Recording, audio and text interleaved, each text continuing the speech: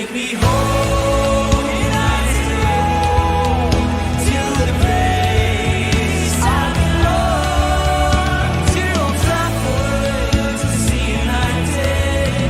Take me home, United Road. Take me home, United Road. Oh, take me home, United Road. ሰላም ተወዳጆቹ እንደምን አላችሁ? ማን ዩናይትድ ኢንፎ ተመልሷል። ደሞም ስላገኘናችሁ በጣም ደስ ብሎናል። በተለያዩ ጉዳዮች ነው ከናንተ ጋር ቆይታ የምናደርገው።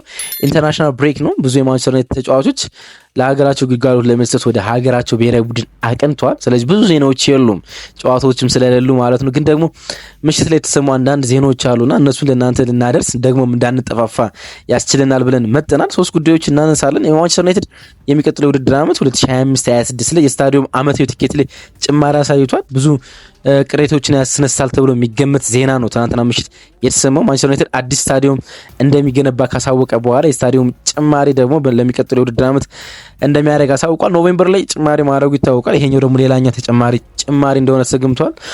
ስንት ፐርሰንት ምን አይነት ጭማሪ ነው የሚሆነው እሱን አስዳስሳችኋለሁ። ክርስቲያን ኤሪክሰን ከማንቸስተር ዩናይትድ ጋር የሚለያይ ይመስላል።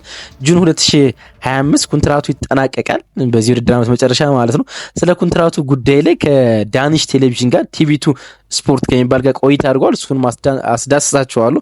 ብራንደን ዊሊያምስ ይህን በደንብ ታስታውሱታላችሁ። የማንቸስተር ዩናይትድ የቀኝ መስመርና የግራ መስመር ተከላካይ ነበር። በአንድ ወቅት ውስጥ በጣም ብዙ ተስፋ የሚጣልበት ወጣት ተከላካይ ነበር። አሁን የእግር ኳስ ሕይወቱ ሌላኛ አቅጣጫ ይዟል። ደግሞም በወንጀል ሊከሰስ እንደሆነ ተሰምቷል። እሱንም ላስዳስሳችሁ ከእናንተ ጋር እገናኛለሁ። ስላገኘኋችሁ በጣም ደስ ብሎኛል።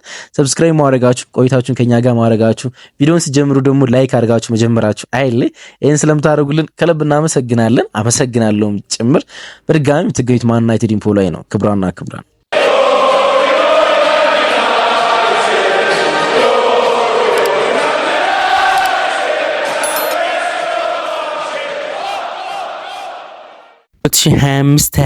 የማንቸስተር ዩናይትድ በተለይም ደግሞ የኦልድ ትራፎርድ ስታዲየም መግቢያ ትኬት የአመታዊ ትኬት ላይ ጭማሪ ማሳየቱን የሚጠቁመውን ዜና ቅድሚያ እንስጠውና ከሱን ጀምር። እንግዲህ ማንቸስተር ዩናይትድ የክለቡን ትርፋማነት ሊጨምር የሚችሉ ጉዳዮች ላይ ብዙ እየሰራ እንደሆነ ሰር ጂሚ ራትክሊፍ የአዲሱ የማንቸስተር ዩናይትድ ስታዲየም አርኪቴክቸራል ገጽታው ሲመረቅ ተናግረው ነበር። ደግሞም ከዛም አስቀድመው የ1958 የሚባለው የደጋፊ ማህበር ወይም ደግሞ 1958 የሚባለው የደጋፊ ማህበር ከአርሰናል ለማንቸስተር ዩናይትድ ጨዋታ አስቀድሞ የስታዲየም በር ላይ ተቃውሞ ሲያሳይ ነበረ። ስሎሊ ዳይንግ የሚባለው ወይም ደግሞ በቀስታ የሞት ነው የሚል ተቃውሞ ሲያሰሙ ነበረ። ክለቡን አመራሮች አጠቃላይ ስትራክቸር እና ፖሊሲ የሚቃወም ተቃውሞ ነበር። ከዛ በኋላ ሰር ጂሚ ራትክሊፍ ወጥተው በጣም ሰፋ ያለ ወደ 50 ደቂቃ የሚቆይ ጋዜጣዊ መግለጫ ሰጠው ነበር በክለቡ አጠቃላይ መንገድና በክለቡ አካሄድ ላይ ማለት ነው። ያኔ ከገለጿቸው ነገሮች አንዱ ክለቡ በቅርብ የስታዲየም መግቢያ ትኬት ሊጨምር እንደሚችል ግን ይፋዊ ነገር እንዳላወቁ የክለቡ ሰዎች ወደፊት እንደሚገልጹላቸው ተናግረው ነበር። አሁን ይህ ነገር ተሰምቷል። ሌላ ተቃውሞ ያሰማል ተብሎ ይጠበቃል። እንግዲህ የ2025-26 የስታዲየም መግቢያ ትኬት ነው እንግዲህ የሚቀጥለው አመት ማለት ነው። ደግሞም ጭማሪ ያሳየው በአመታዊ የስታዲየም መግቢያ ትኬት ላይ ነው የተባለ የ2025-26 ማለት ነው። በ5% ነው ጨምሯል የተባለ። በየጨዋታው በሚኖረው ትኬት ላይ የ2.5 ፓውንድ ወይም ደግሞ የ3.25 ዶላር ጭማሪ አሳይቷል ነው የተባለ። እንግዲህ የአመት ትኬት ስትገዙ ባለፈው አመት ከምትገዙበት የአመት ትኬት በየጨዋታው ከሚኖረው ቫሪዬሽን ወይም ልዩነት ላይ 2.5 ፓውንድ ልዩነት ይኖረዋል ነው የተባለ። ይሄኛው ትኬት እንግዲህ የአመታዊ ለሚከፍሉ ከ16 ዓመት በታች ለሆኑ ተጫዋቾች ማለት ደጋፊዎች የዋጋ ለውጥ ላይኖረው ይችላል፣ ወይም ደግሞ ለነሱ ለተለየ ዝቅ የሚል ነገር ላይኖር ይችላል የተባለ። ሶስት ተከታታይ ዓመታት ማንቸስተር ዩናይትድ የስታዲየም ቲኬት ጭማሪ አሳይቷል። በ2023-24 በ2024-25 በ2025-26 በሶስቱም ዓመታት የ5% ጭማሪ አሳይቷል። በአጠቃላይ ከ2023-24 ጀምሮ የ15% ጭማሪ ቲኬት ላይ አሳይቷል ማለት ነው። በጣም ይደንቃችሁ ከ2023-24 በፊት ከ2012-13 ሲዝን ጀምሮ ላለፉት 11 ዓመታት የማንቸስተር ዩናይትድ ስታዲየም ቲኬት ላይ ምንም አይነት ጭማሪ አልነበረም። ፍሪዚንግ ነበር ወይም ደግሞ ባለበት ቆሞ ነበር። ለመጨረሻ ጊዜ ጨምሮ የነበረ 2012-13 ሲዝን ነበር። ከዛ በኋላ 11 ዓመታትን ያህል ምንም አይነት ጭማሪ ሳያሳይ 2023-24 ጀምሮ በየአመቱ ጭማሪ እያሳየ ነው የሚገኘው። እንግዲህ ይሄ የሆነው እንግዲህ የሚድ ሲዝን ቲኬት መጨመሩ ደግሞ ኖቬምበር ላይ ከተጨመረው በላይ ማለት ነው። እንግዲህ ኖቬምበር ላይ ታስታውሱ እንደሆነ የማንቸስተር ዩናይትድ የተለያዩ የወጪ ቅነሳዎችን ሲያደርግ፣ ዳይሬክተሮችን ሲያሰናብት፣ ሰራተኞችን ከቡድኑ ሲቀንስ፣ የለንደን ቢሮውን ለመዝጋት ጫፍ ሲደርስ፣ የክሪስማስ ቦነስ መስጠቱን ሲያቆም፣ እነዚህ ነገሮች ሁሉ የወጪ ቅነሳዎችን ሲያደርግ አንዱም ካረገው ኖቬምበር ላይ የስታዲየም ቲኬት መጨመር ነው። የሚድ ሲዝን ባልተለመደ ሁኔታ ማለት ነው። የውድድር አመቱ አጋማሽ ላይ ብዙ ጊዜ የቲኬት ጭማሪ አያሳይም። ያኔ ጨምረው ነበር 266 ዩሮ ከፍ ብሎ ነበር። ይሄ ደግሞ ብዙዎችን ያነጋገረው ከ65 ዓመት በላይ ለአዛውንቶችም ለህፃኖችም መስራቱ ነበረ። ያሁኑ በጣም የተሻለው ነገር አመታዊ ቲኬት ለሚገዙ ሰዎች ከ66 ዓመት በላይ ለሆኑ ሰዎች የ25% ቅናሽ ይኖራል ተብሏል። አንዱ ደግሞ ሌላ በጣም አነጋጋሪ የሆነው ነን ሲዝን ቲኬት ሆልደር ለሆኑ ወይም ደግሞ አመታዊ ቲኬት ለማይገዙ በየጨዋታው አዳዲስ የቲኬት ዋጋዎች ይወጣሉ ነው የተባለ። እንግዲህ አመት ቲኬት ለሚገዙት እንግዲህ አርሰናል ከማንቸስተር ዩናይትድ ጋር ሲጫወት ወይም ደግሞ ማንቸስተር ዩናይትድ ከማንቸስተር ሲቲ ጋር ሲጫወት ምናምን የዋጋ ለውጦቹ ይለያያሉ፣ ከፍም ሊሉ ይችላሉ ነው እንግዲህ የተባሉ። እንግዲህ 3 የደጋፊ ማህበሮች ከማንቸስተር ዩናይትድ ሰዎች ጋር ተወያይተዋል ነው የተባሉ። አንደኛው ኤምኤስሲቲ የሚባለው ማንቸስተር ዩናይትድ ሰፖርተር ትረስት የሚባለው፣ ሁለተኛው ኤፍኤቢ የሚባለው ፋንስ አድቫይዘር ቦርድ የሚባለው የደጋፊዎች አማካሪ ቦርድ እና ፋንስ ፎርም የሚባለው የደጋፊዎች ፎርም የሚባለው ከማንቸስተር ዩናይትድ ሰዎች የበላይ አመራሮች ጋር ተወያይቶ ነበር። እናም እነሱ መግለጫ አወጥተዋል። ከክለቡ የበላይ አመራሮች ጋር ሰር ጄሬሚ ራትክሊፍ እና ኦማር ቤሬዳ ጋር ተወያይተን ነበር በዚህ ጉዳይ ላይ። እናም በሂደቱ ላይ የደጋፊዎችን ስሜት በደንብ አጢነው ነው የወሰኑት። እንዳይጨምር የመጨረሻውን ሙከራ አድርገናል ወይም ደግሞ ተከራክረናል። ፍሬዝ ለማድረግ አልቻልንም ወይም በነበረበት እንዲቀጥል ማድረግ አልቻልንም። ግን ደግሞ የተገደበ ጭማሪ እንዲያደርጉ ማስቻል ችለናል። ወይም ደግሞ አመታዊ ቲኬቱ ላይ አሁን ያወቅነው ዋጋ ላይ ወይም ደግሞ 5% እድገት ማሳየት ውጭ በአመቱ መጨረሻ ላይ ወይም በአመቱ አጋማሽ ላይ ምንም አይነት ነገር እንዳይጨምሩ የተገደበ ጭማሪ እንዲደረግ አድርገናል። እሱን ለማድረግ ጥረናል። በፖሊሲ ለውጦች ላይም ስጋታችንን ለክለቡ አሳውቀናል። ምክንያቱም የተለያዩ ደጋፊ ማህበሮች ስጋታቸውን ያሳውቁ ስለሆነ ስጋታችን አሳውቀናል።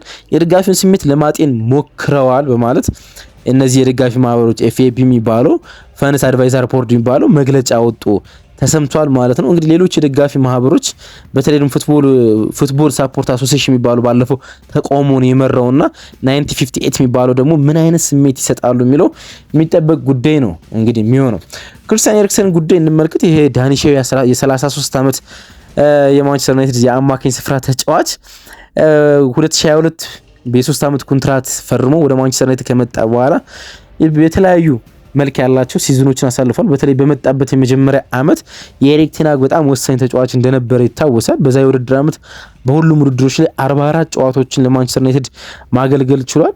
ሶስተኛው ሆኖ ማንቸስተር ዩናይትድ ሲያጠናቅቅ እንዲሁም ደግሞ የካራባ ካፕ ዋንጫ ባለቤት ሲሆን ኤፍኤ ካፕ ደግሞ ፋይናል ሲሆን የኤሪክሰን ሚና በጣም ከፍ ያለ ነበረ።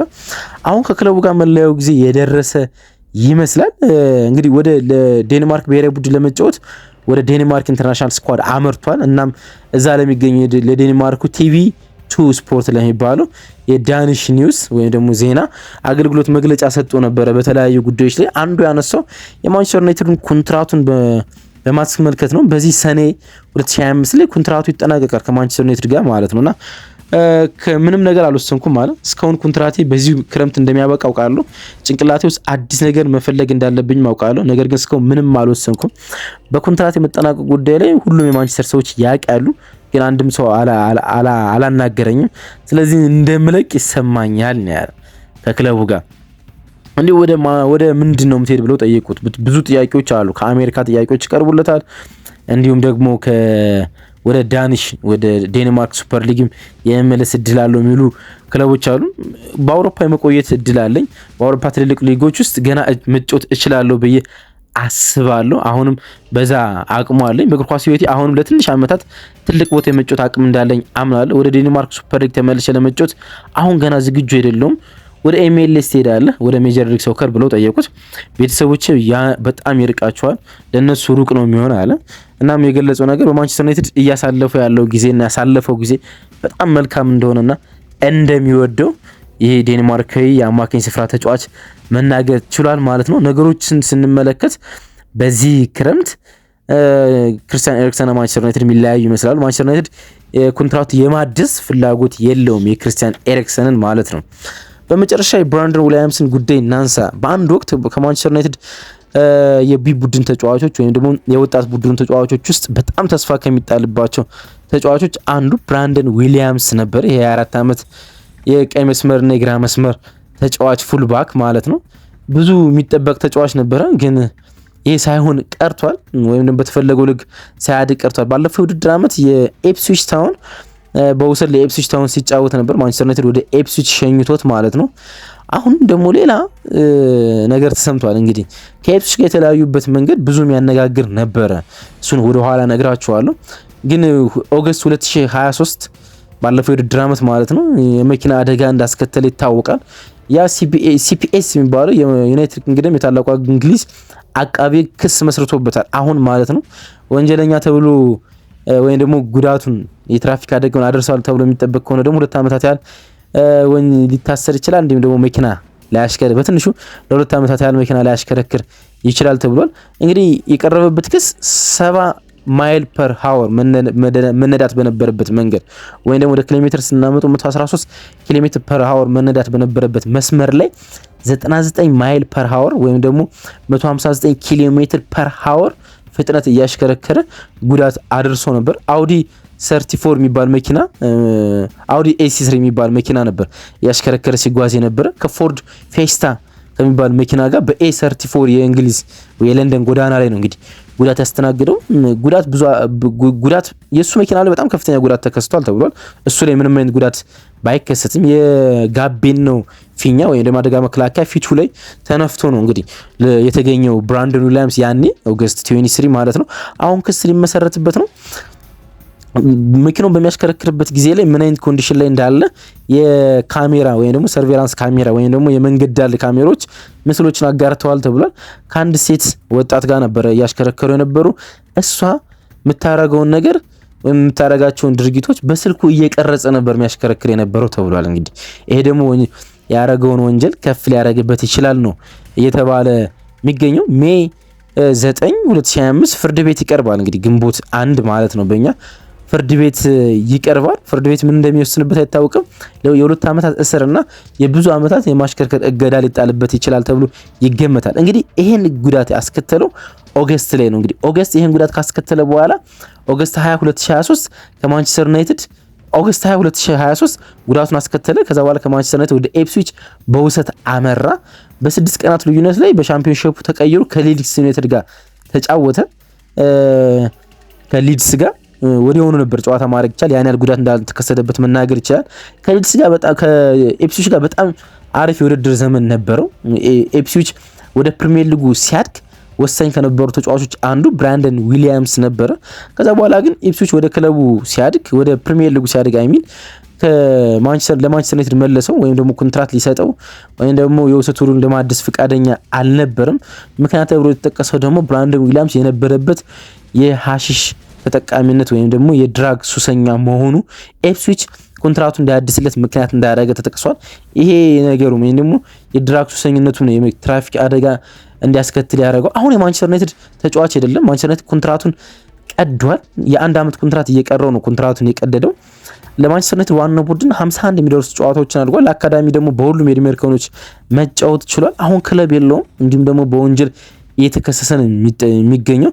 በአንድ ወቅት በጣም ብዙዎች ተስፋ የሚያደርጉበት የመስመር ተከላካይ ነበር ብራንደን ዊሊያምስ።